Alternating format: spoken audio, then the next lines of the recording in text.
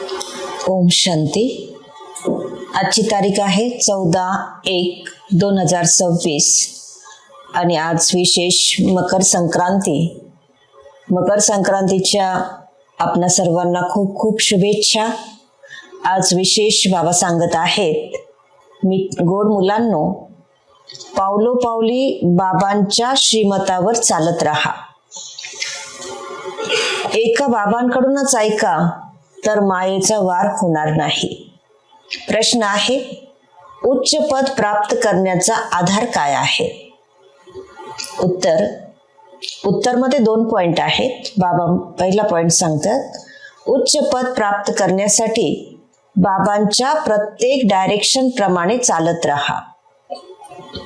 बाबांचे डायरेक्शन मिळाले आणि गुड मुलांनी ऐकले. दुसरा कोणताही संकल्प सुद्धा येऊ नये. दुसरा पॉइंट आहे, या रूहानी सेवेमध्ये व्यस्त राहा. तुम्हाला दुसऱ्या कोणाचीही आठवण येता कामा नये. आप मुये मर गई दुनिया, तेव्हाच उच्च पद मिळू शकेल. आजचं गीत आहे, तुम्हें पाके हमने जहां पा लिया, जमी तो जमी आसमा पा लिया. जे बाबांना प्राप्त केल्यावर आपल्याला संपूर्ण प्राप्ती होते, म्हणजेच संपूर्ण जग तर मिळतं, परंतु आसमंत सुद्धा आपला होतो. ओम शांती. गोड गोड मुलांनी हे गीत ऐकले. ते आहे भक्ती मार्गासाठी गायलेले गीत. यावेळी बाबा याचे रहस्य सांगत आहेत आणि मुले देखील समजतात की आता आपल्याला बाबांकडून जो वारसा प्राप्त होतो आहे, तर त्या वारशामध्ये आपल्याला जे राज्य मिळते ते राज्य अविनाशी राहील. म्हणजेच ते राज्य आपल्याकडून कुणी हिसकावून घेऊ शकत नाही. संपूर्ण विश्वावर आपला अधिकार असेल. आसमंतामध्ये सुद्धा संपूर्ण आपला अधिकार असेल. तर बाबा म्हणतात की भारतामध्ये राज्य जे होतं आपलं 2 युगांपर्यंत राज्य होतं, परंतु नंतर अनेकांनी ते राज्य हिसकावून घेतलं. ते राज्य मुसलमान आले, त्यांनी हिसकावून घेतलं. नंतर इंग्रज आलेत, इंग्रजांनी हिसकावून घेतलं. परंतु या बाकीच्यांनी हिसकावून घेण्याच्या अगोदर आपलं राज्य रावणाने हिसकावून घेतलं. रावण म्हणजे 5 विकार.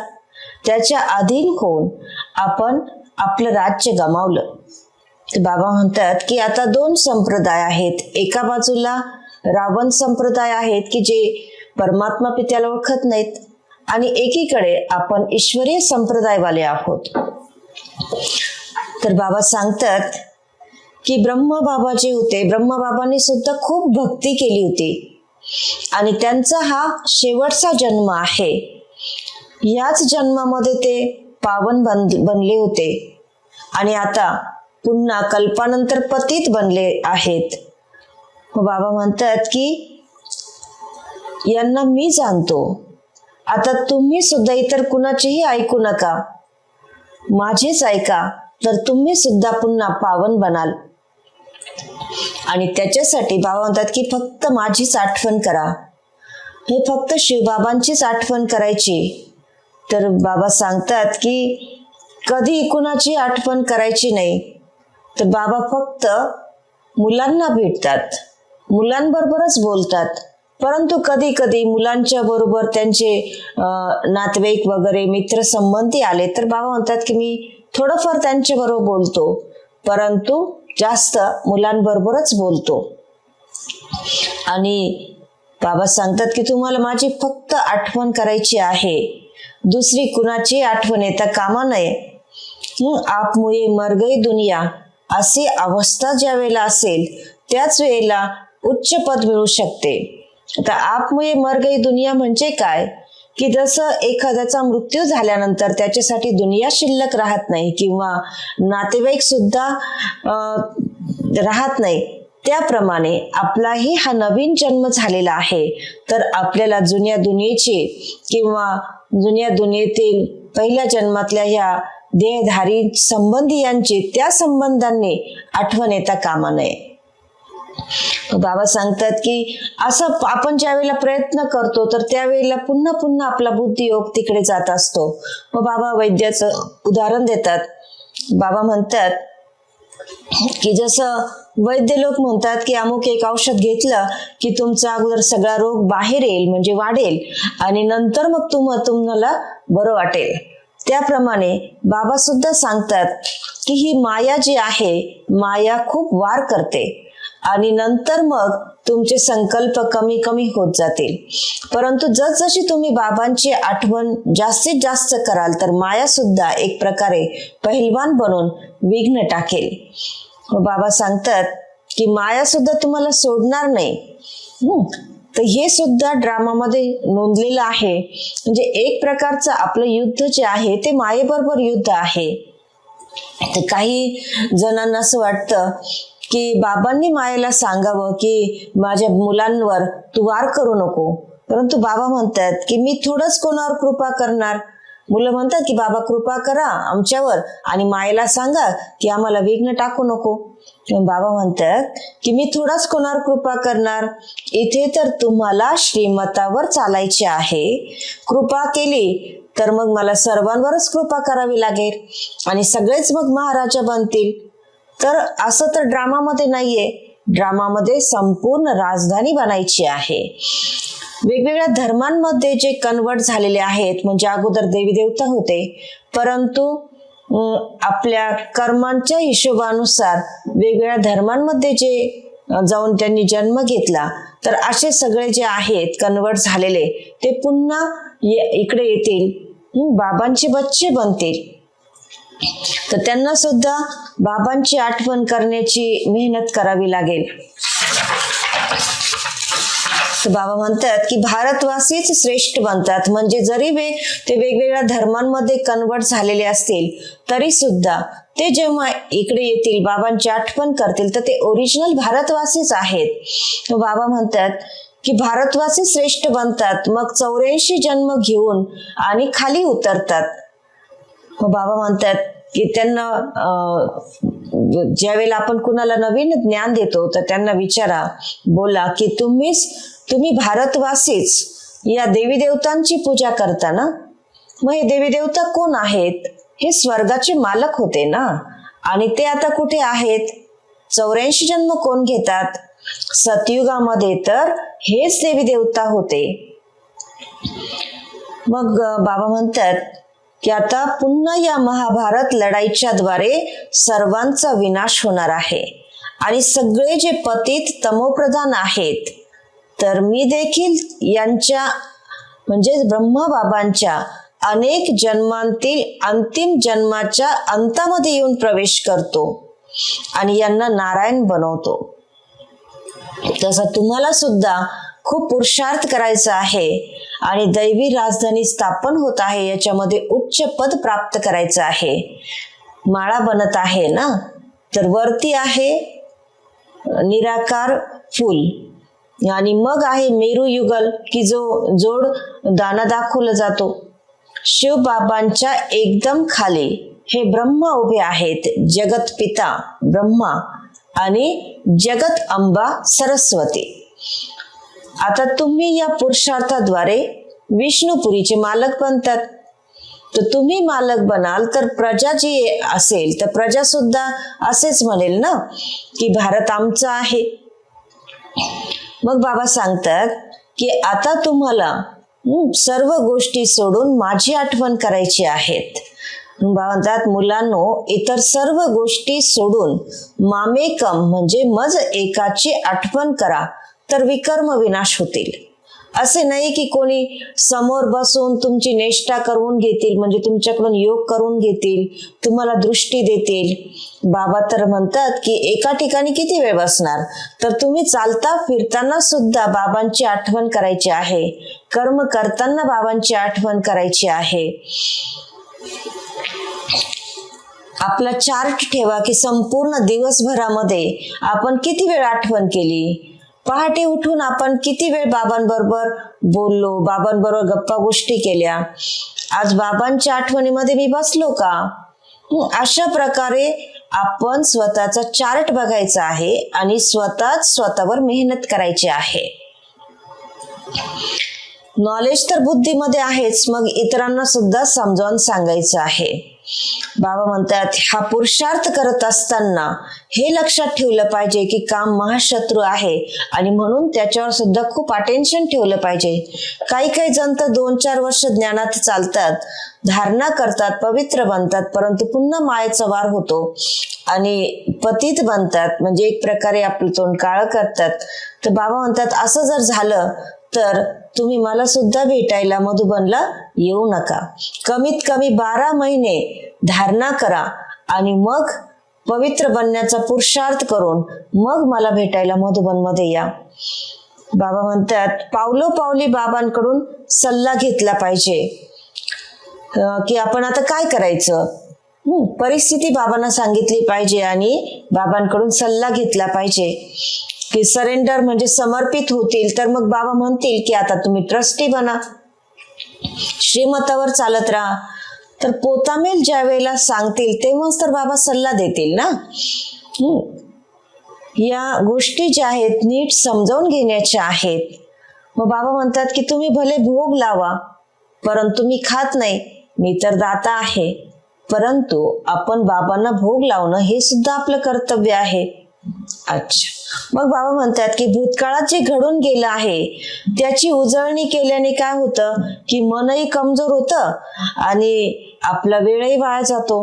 म्हणून बाबा म्हणतात की तुम्ही मुलांनी ड्रामाच्या पट्ट्यावरही राहिलं पाहिजे. जे घडून गेलं त्याला बिंदू लावला पाहिजे, पुन्हा त्याची उजळणी करायला नको.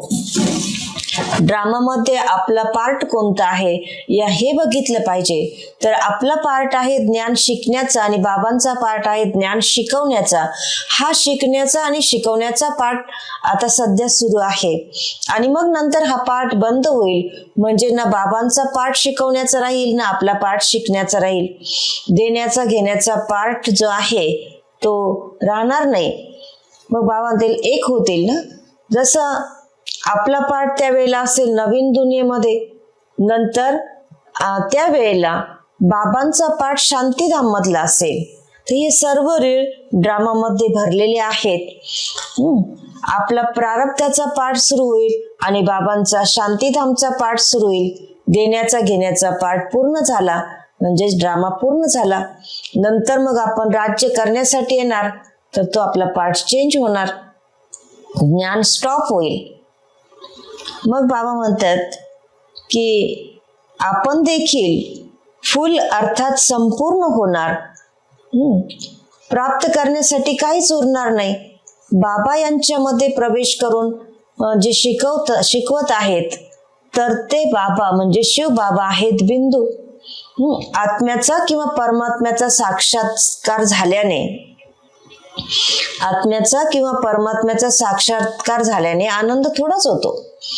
म्हणजे काहींना असं वाटतं की आम्हाला साक्षात्कार व्हावा आत्म्याचा किंवा परमात्म्याचा, पण आत्मा आणि परमात्मा दोघे बिंदू स्वरूप आहेत आणि त्यांचा जर साक्षात्कार झाला तर आनंद थोडाच होणार आहे. मग बाबा म्हणतात की मेहनत करून आपण बाबांची आठवण करायची आहे तर विकर्म विनाश होतील. बाबा म्हणतात की माझ्यामध्ये ज्ञान बंद होईल तेव्हा तुमच्यामध्ये ज्ञान देखील बंद होईल. नॉलेज घेऊन तुम्ही उच्च बनतात. ज्ञान बंद होईल म्हणजे काय, तर जे काही बाबा ज्ञान देतात ते आपल्यामध्ये मर्ज स्वरूपामध्ये राहील. म्हणजे आपण एकदा धारण केलं की आपण ज्ञान सांगू शकणार नाही, परंतु त्या ज्ञानाच्या आधारे जे आपले संस्कार बनायला हवेत ते ज्ञानाच्या आधारे आपले रॉयल्टीचे संस्कार, प्युरिटीचे संस्कार हे आपल्यामध्ये भरलेले असतील. म्हणून बाबा सांगतात की तुमचं सुद्धा ज्ञानाचा पाठ बंद होईल. बाबा म्हणतात की तुम्ही तुमचं अविनाशी औषध घेत राहा. म्हणजे हे ज्ञान काय एक प्रकारे संजीवनी आहे. तर बाबा म्हणतात मी अशी संजीवनी बुटी तुम्हाला देतो की ज्यामुळे तुम्ही कधी आजारी पडणार नाही. फक्त पतित पावन बाबांची आठवण करत राहात तर पावन बनाल. मग बाबा सांगतात सदैव देवता सदैव निरोगी पावन आहेत ना. तर मुलांना तर असा निश्चय झाला पाहिजे की आपण कल्प कल्प वारसा घेतो. बाबा अनगिनत वेळेला आपल्याला वारसा देत आलेले आहेत आणि आपण घेत आलेलो आहोत. हा ज्ञानमार्ग बाबाच सांगतात आणि बाबाच आपल्याला इतक्या खालच्या स्थितीपासून उचलतात आणि इतकं श्रेष्ठ बनवतात. लौकिक पिता कधी इतकी मोठी कमाई करून देऊ शकत नाही की जी परमात्मा पिता शिव बाबा आपल्याला कमाई करून देत आहेत. अच्छा, गोड गोड खूप वर्षानंतर भेटलेल्या मुलांच्या प्रती मातपिता बापदादांची प्रेमपूर्वक आठवण आणि सुप्रभात. आत्मिक पित्याचा आत्मिक मुलांना नमस्ते आणि आम्हा आत्मिक मुलांचा आत्मिक मातपिता बापदादांना नमस्कार, सुप्रभात. आज धारणेसाठी बाबा मुख्य पॉइंट सांगत आहेत. माया पहिलवान बनून समोर येईल तर तिला घाबरायचं नाहीये, मायाजीत बनायचं आहे. पावलोपावली श्रीमतावर चालून आपणच आपल्यावर कृपा करायची आहे. दुसरा पॉइंट सांगतात, बाबांना आपला खरा खरा पोतामेल सांगायचा आहे. ट्रस्टी होऊन राहायचं आहे. चालता फिरता आठवणीचा अभ्यास करायचा आहे. आज बाबा वरदान देतात, रुहे गुलाब बनून दूर दूर पर्यंत रुहानी सुगंध पसरविणारे रुहानी सेवाधारी भव. रुहे गुलाब आपल्या रुहानी वृत्तीच्या द्वारे रुहानियतचा सुगंध दूर दूर पर्यंत पसरवतात. त्यांच्या दृष्टीमध्ये नेहमी सुप्रीम रूह सामावलेला असतो. ते नेहमी आत्म्याला बघतात, आत्म्याशी बोलतात. मी आत्मा आहे, सदैव सुप्रीम आत्म्याच्या छत्रछायेमध्ये चालत आहोत. मज आत्म्याचा करावनहार सुप्रीम आत्मा आहे असे प्रत्येक सेकंदाला हजूरला हाजीर अनुभव करणारे सदैव रुहानी सुगंधामध्ये अविनाशी आणि एकरस राहतात. हीच आहे रुहानी सेवाधारींची नंबर 1 विशेषता. आणि आजचा सुविचार आहे, निर्विघ्न बनून सेवेमध्ये पुढचा नंबर घेणे अर्थात नंबर 1 भाग्यशाली बनणे. आजचा अव्यक्त इशारा आहे, या अव्यक्ती महिन्यामध्ये बंधनमुक्त राहून जीवनमुक्त स्थितीचा अनुभव करा. ब्राह्मण जीवनामध्ये देहाचे बंधन, नात्याचे बंधन, साधनांचे बंधन हे सगळे नष्ट झाले ना. कोणतेही बंधन नाही. बंधन आपल्या अधीन करते आणि नाते स्नेहाचा सहयोग देते. तर देहधारी नातेवाईकांचा देहाच्या नात्याने संबंध नाही, परंतु आत्मिक संबंध आहे असे ज्या वेळेला समजू तर असे ब्राह्मण अर्थात जीवनमुक्त. ओम शांती.